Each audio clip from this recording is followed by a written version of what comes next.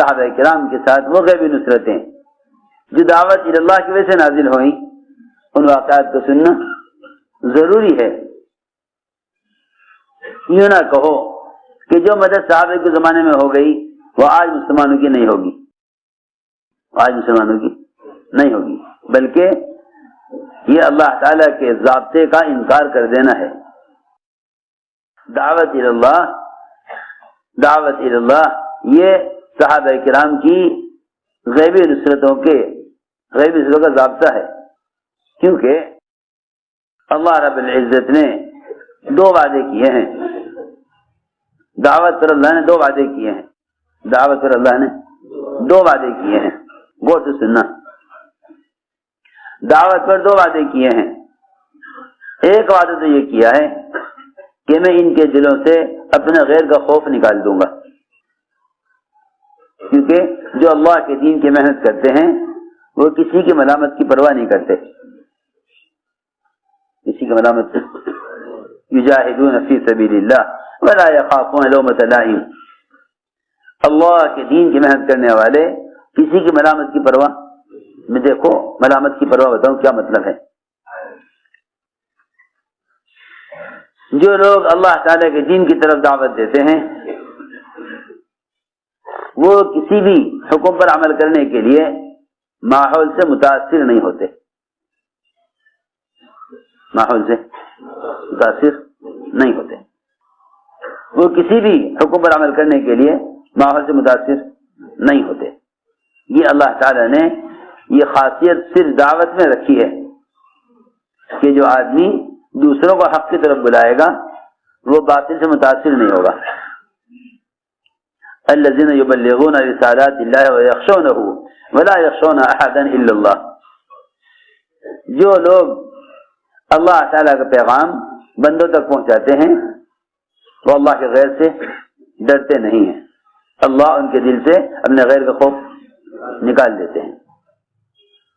یہی وجہ ہے قرآن نے اسی طرح کہا جو لوگ مسجدوں کو اعمال سے آباد رکھ کر، جو لوگ مسجدوں کو اعمال سے آباد رکھ کر ان اعمال کی طرح لوگوں کو لاتے ہیں، اللہ ان کے دلوں سے بھی اپنے غیر کا خوف نکال دیتے ہیں۔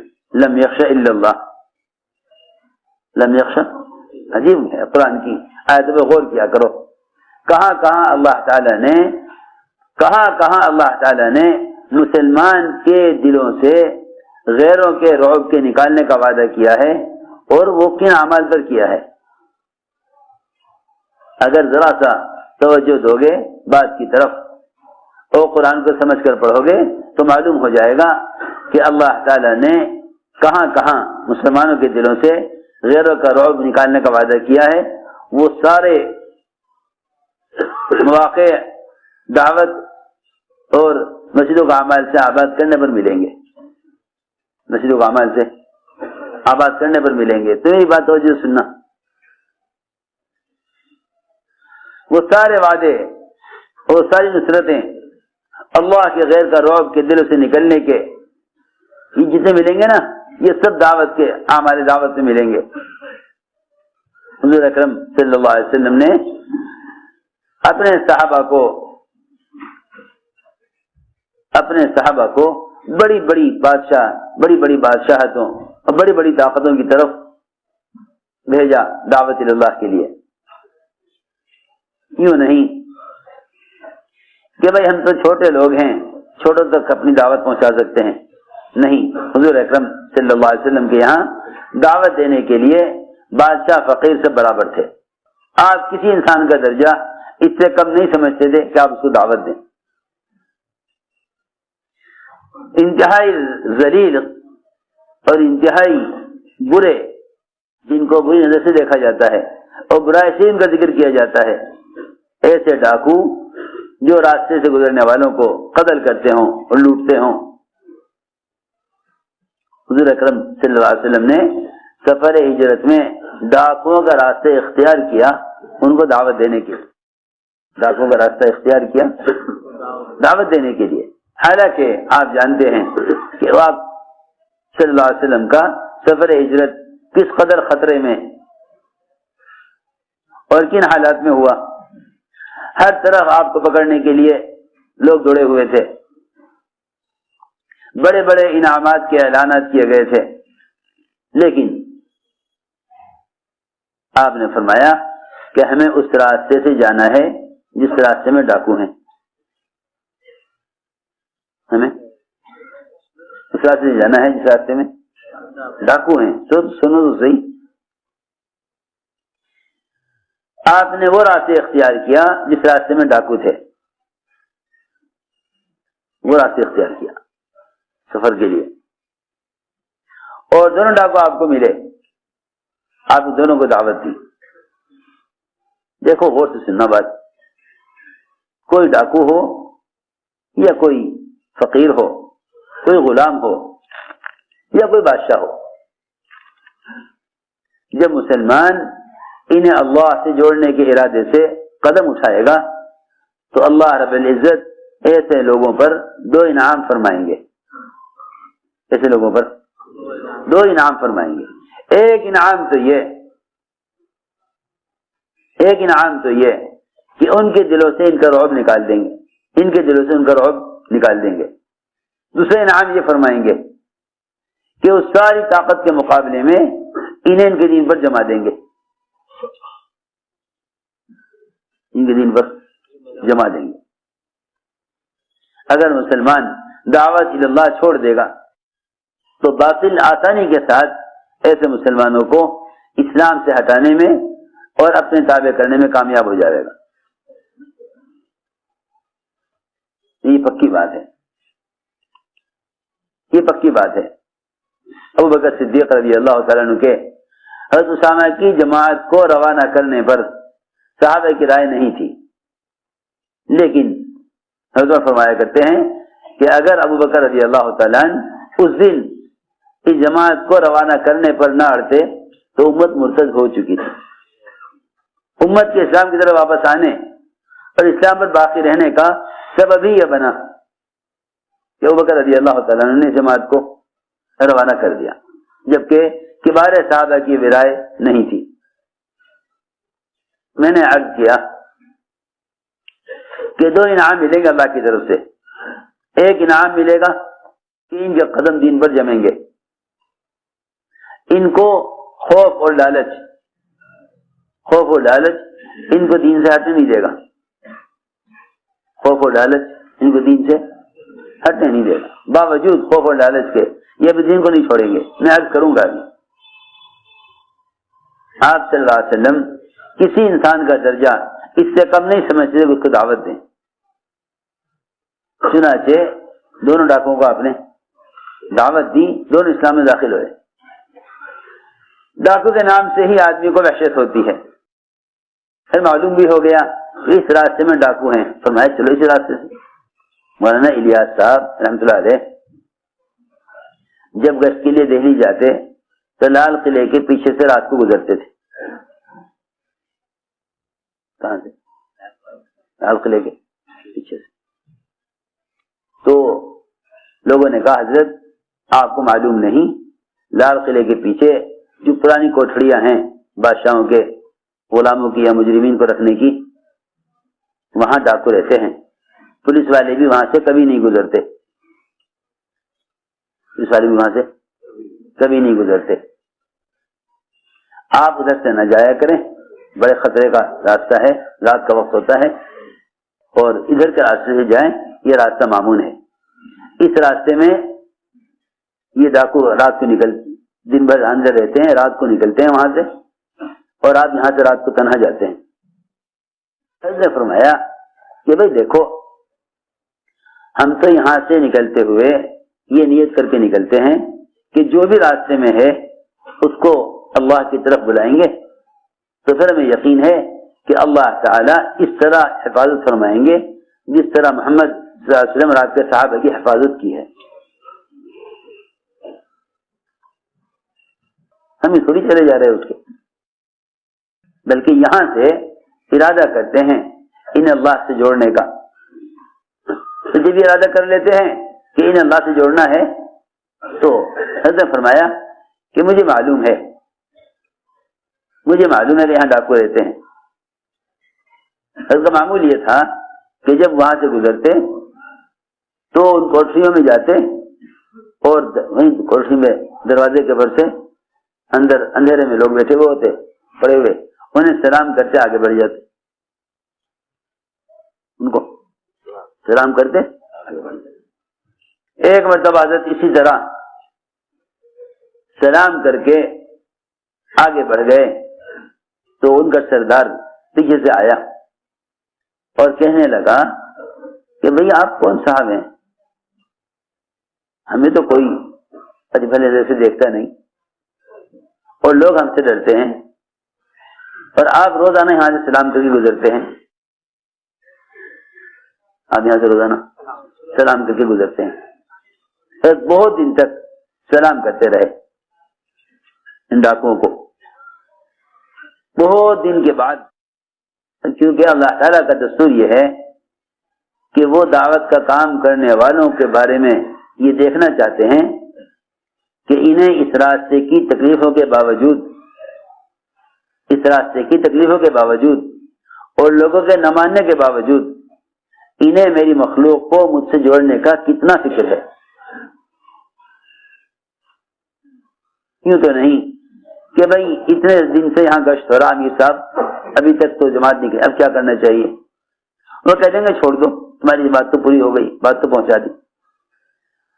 اوہو، دعوت میں بات کا پہنچا دینا کام نہیں ہے، تبلیغ میں بات کا پہنچا دینا کام نہیں ہے، بلکہ قربانیوں کو مطلوبہ سطح تک پہنچا دینا کام ہے۔ قربانیوں کو مطلوبہ سطح تک پہنچا دینا کام ہے، بات کا پہنچا دینا کام نہیں ہے، بات کا پہنچا دینا کام نہیں، بلکہ قربانیاں مطلوبہ سطح تک پہنچ جائیں یہ کام ہے۔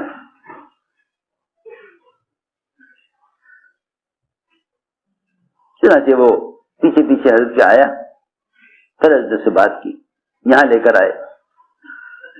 تو میں عرض کر رہا تھا کہ اللہ تعالیٰ کا وعدہ ہے کہ جو اس کے دین کی طرف دوسروں کو دعوت دیتا ہے، اللہ تعالیٰ اس کے دل سے باطل کا رعب نکال دیتے ہیں اور اس کے قدموں کو دین پر جمع دیتے ہیں۔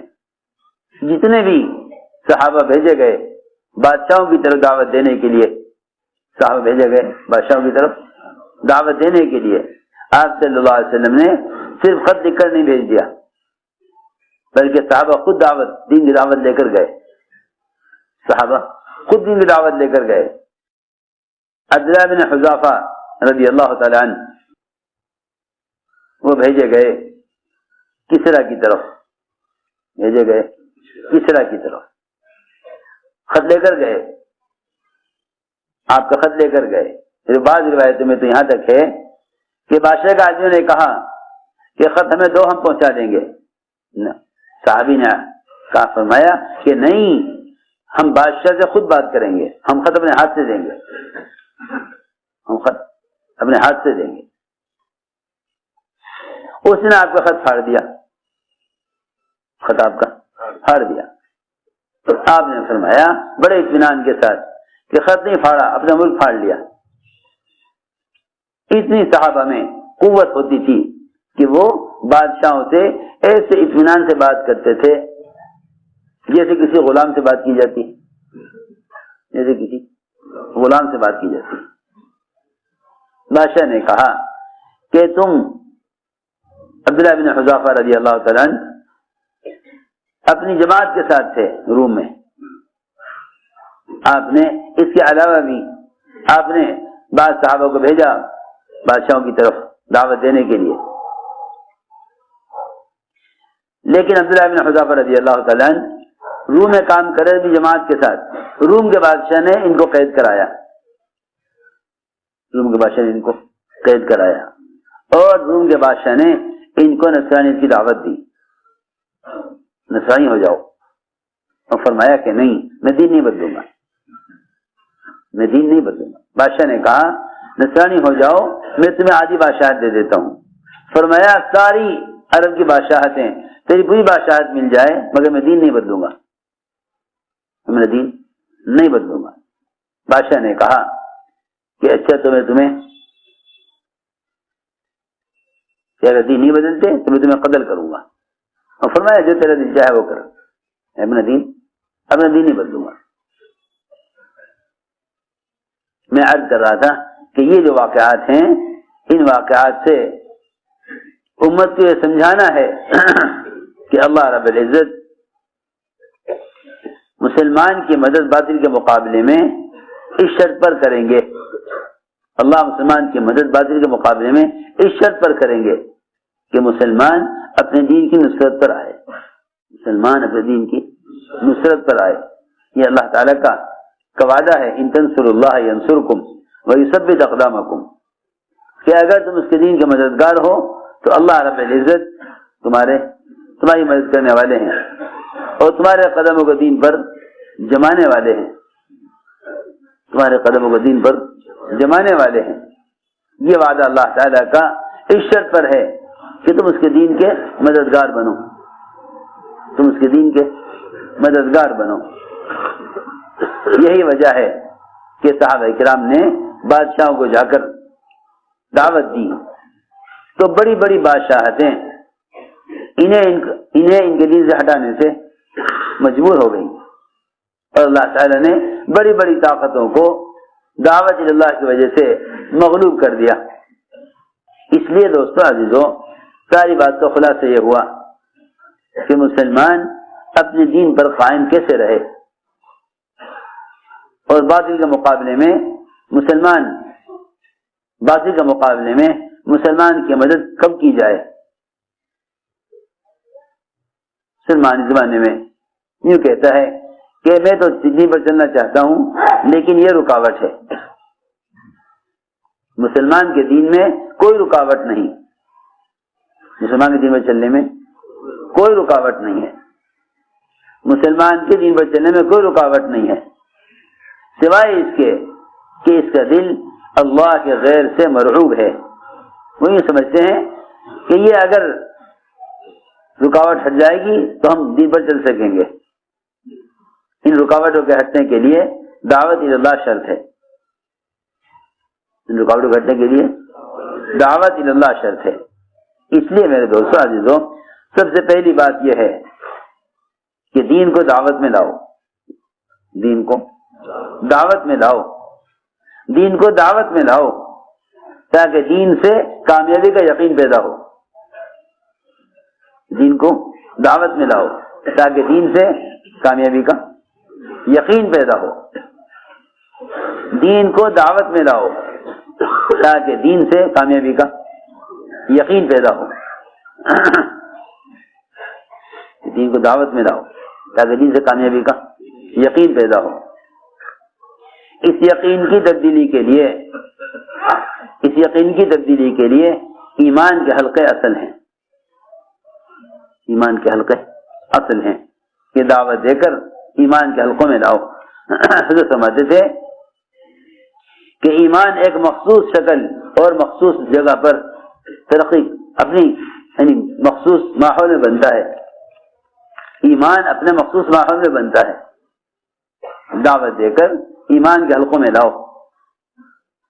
مسجد سے باہر کی جتنی بھی شکلیں ہیں یقین کے بگڑنے کی جگہ ہیں، اور مسجد یقین کے بننے کی جگہ ہے، مسجد یقین کے بننے کی جگہ ہے۔ تم دعوت دے کر مسجد ایمان کے حلقوں میں لاؤ، یہاں بیٹھ کر اللہ کو سننے سے جتنی مسجد سے باہر کی شکلیں ہیں ان کا یقین دلوں سے نکلے گا۔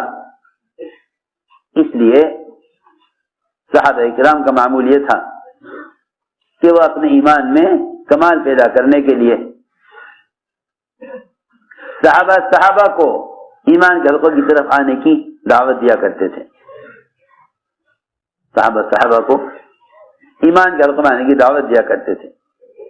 ایک نہیں متعدد صحابہ کا معمول تھا کہ وہ ملاقاتیں کر کے کہتے آؤ تھوڑی دیر کے لیے ہمارے ساتھ میرے پر ایمان لے آویں، آؤ میرے پر ایمان لاویں۔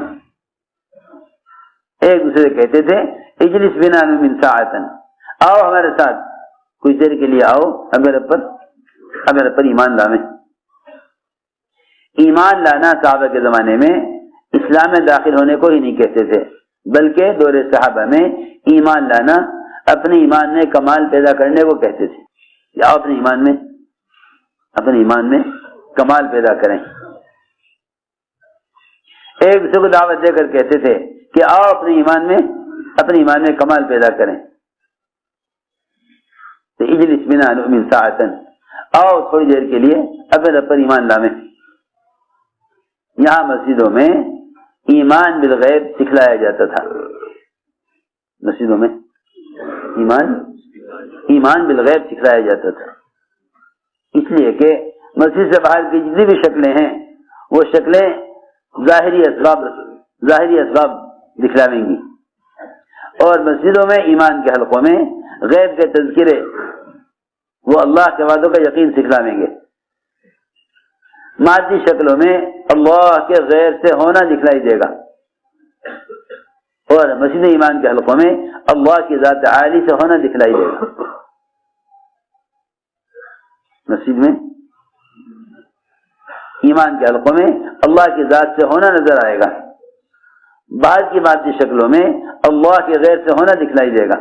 حضرت فرماتے تھے ایمان کا کمال اس میں ہے کہ اللہ کے غیر سے ہونے کے ماحول سے مسلمانوں کو نکال کر اللہ کے گھر میں غیب کے تذکروں میں ایمان کے حلقوں میں لا کر جوڑو، اس سے اللہ کے غیر کا یقین دلوں سے نکلے گا، اور اللہ کی ذات عالی سے ہونے کا یقین دلوں میں پیدا ہوگا۔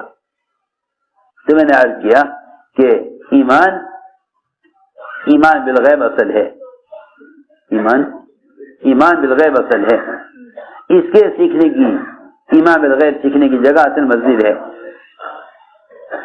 کہ ایمان بالغیب اصل ہے۔ دیکھو جس چیز کی تصدیق دیکھ کر کی جائے اس کو ایمان نہیں کہتے،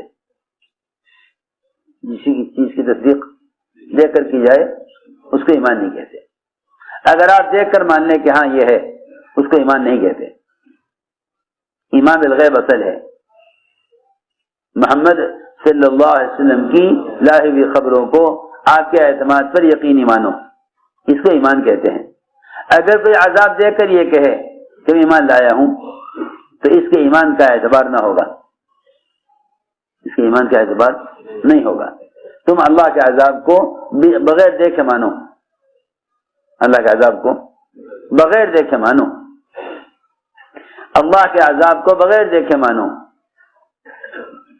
اس لیے فرمایا کہ ایمان بالغیب اصل ہے، ایمان بالغیب اصل ہے۔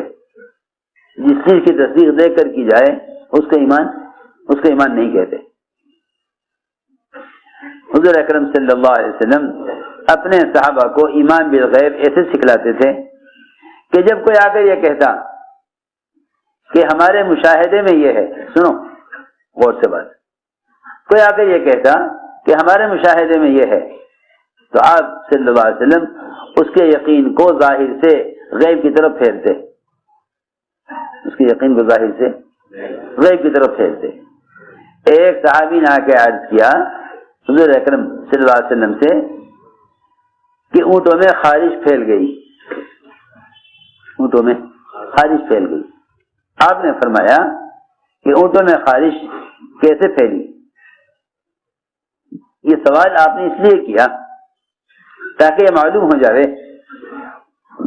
کہ صحابی کیا جواب دیتے ہیں۔ یوں کہتے ہیں کہ اللہ کے حکم سے پھیل گئی، پھر تو ٹھیک ہے، پھر تو ایمان کی بات ہے۔ اور اگر یوں کہتے ہیں کہ فلاں سبب سے یہ ہوا، فلاں سبب سے یہ ہوا، تو پھر اللہ پر ایمان نہیں ہے، سیدھی بات ہے۔ صحابی نے آ کر عرض کیا اونٹوں میں خارش پھیل گئی۔ آپ نے فرمایا کہ اونٹوں میں خارش کیسے پھیلی؟ اونٹوں میں خارش کیسے پھیلی؟ صحابی نے عرض کیا کہ ایک اونٹ کو ہو گئی تھی پہلے، پھر اس سے سب کو ہو گئی، ایک اونٹ سے سب کو ہو گئی۔ دیکھو ڈاکٹروں کا یقین، بیماروں کا یقین، تاجروں کا یقین، یہ سب کے سب اپنے دلوں میں فاسد یقین لے کر پھرتے ہیں، اپنے دلوں میں فاسد یقین لے کر پھرتے ہیں۔ وہ فاسد یقین یہ ہے کہ جو کائنات میں ہو رہا ہے کائنات سے ہو رہا ہے، جو کائنات میں ہو رہا ہے کائنات سے ہو رہا ہے. میری بات توجہ سننی پڑے گی بہت. ان سب کا فاسد یقین یہ ہے کہ جو کچھ کائنات میں ہو رہا ہے وہ کائنات سے ہو رہا ہے. حضور اکرم صلی اللہ علیہ وسلم نے صحابی کی اس بات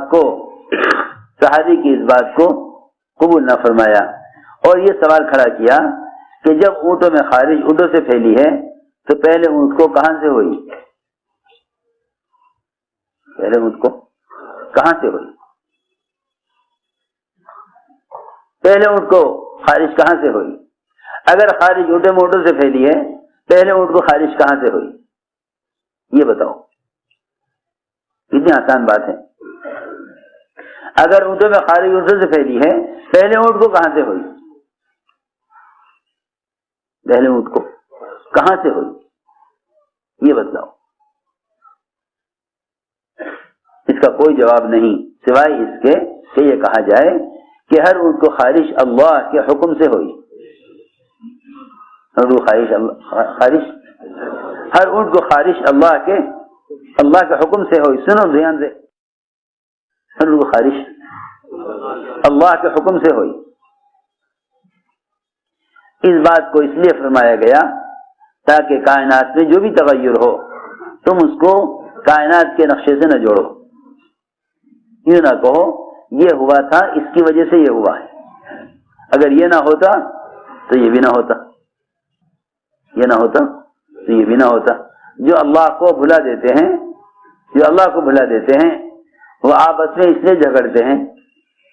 جو اللہ کو بھلا دیتے ہیں وہ آپس میں اس لیے جھگڑتے ہیں کہ وہ نقصان کا الزام ایک دوسرے کو دیتے ہیں. وہ نقصان کا الزام ایک دوسرے کو دیتے ہیں. دنیا میں جتنا بھی فساد ہے سب اس لیے ہے کہ دنیا کے ہر خیر و شر نفع اور نقصان اس سب کو اللہ کے غیر کے ساتھ جوڑا جا رہا. دنیا میں اس لیے فساد ہے. وہ کہتے ہیں تم نے کیا, وہ کہتے ہیں تم نے کیا, کہتے ہیں تم نے کیا, وہ کہتے نہیں تم نے کیا. حالانکہ دنیا کے تمام تغیرات کا تعلق براہ راست اللہ سے ہے.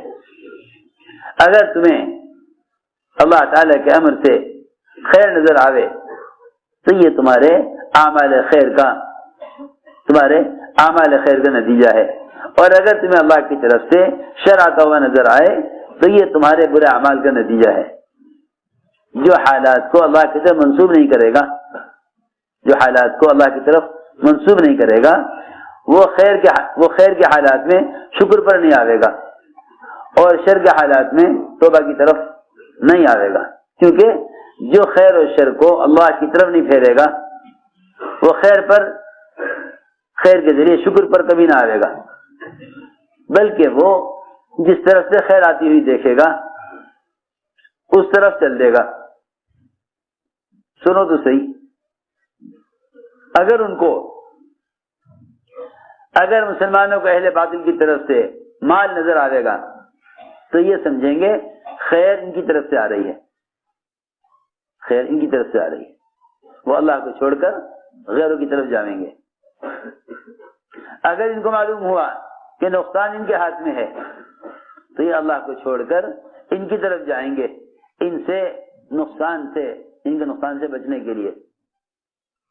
جو آدمی اپنے اچھے برے حالات کو اللہ کی طرف منسوب نہیں کرے گا نہ وہ شکر پر آئے گا نہ توبہ پر آئے گا. نہ شکر پر آئے گا نہ توبہ پر آئے گا.